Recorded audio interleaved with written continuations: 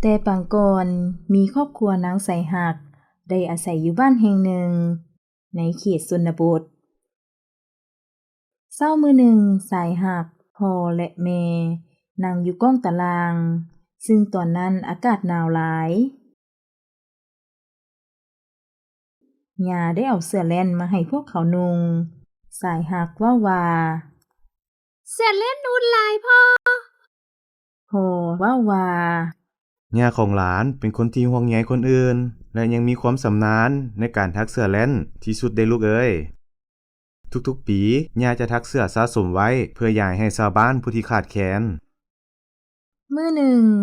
ย่าและสายหักได้ไปสวนฝ้ายสายหักเว้าขึ้นโอ้ดอกฝ้ายบานเต็มสวนสวยงามแท้ย่าว่าๆย่ามาสวนนี้กับแม่หลานเป็นประจำเพื่อเอาดอกฝ้ายไว้ตำแผ่นแพพอฮอดค่อยค่ำอากาศเย็นหลายสายหักเหลียวเห็นย่าพร้อมกอดเอิกสั่นหนาวจนผิวแดงกำสายหักถามว่าย่าเอ้ยคือบ่นุ่งเสื้อเล่นใส่ย่าตอบว่าโอ้ย่าเอาเสื้อเล่นให้ชาวบ้านแล้วเมื่อฮู้แนวนั้นนางก็เป็นห่วงย่าหลายจากนั้นสายหักได้เรียนทักเสื้อแล่นน้ำย่าจนเป็นมื้อต่อมาในขณะที่สายหักพร้อมทักเสื้ออยู่ห้องนอนลาวได้ยินเสียงเอิ้นสายหักเอ้ยไปสวนฝ้ายเป็นเพื่อนย่าเนาะนางตอบว่าโดยย่าสายหักได้ตั้งใจทักเสื้ออยู่ถึงเนินผูในเวลาที่นางพวมจับเส้นแล่นมาต่อใส่กันบังเอิญได้มีลมพัดมาอย่างแรงจนเฮ็ดให้เส้นแล่นปลิวไป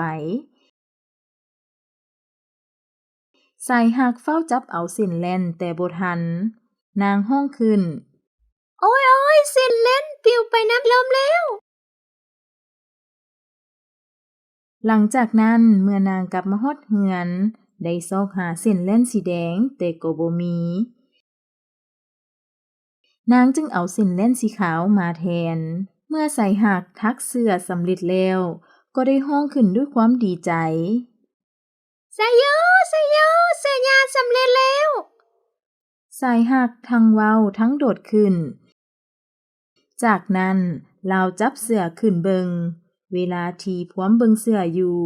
เห็นว่าเสื้อมีหูใหญ่อยู่บางบอน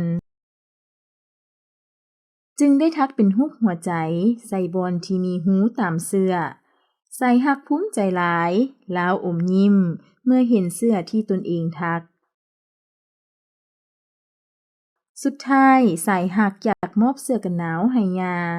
จึงได้สวนย่าพ่อและแม่มาสวนฝ้าย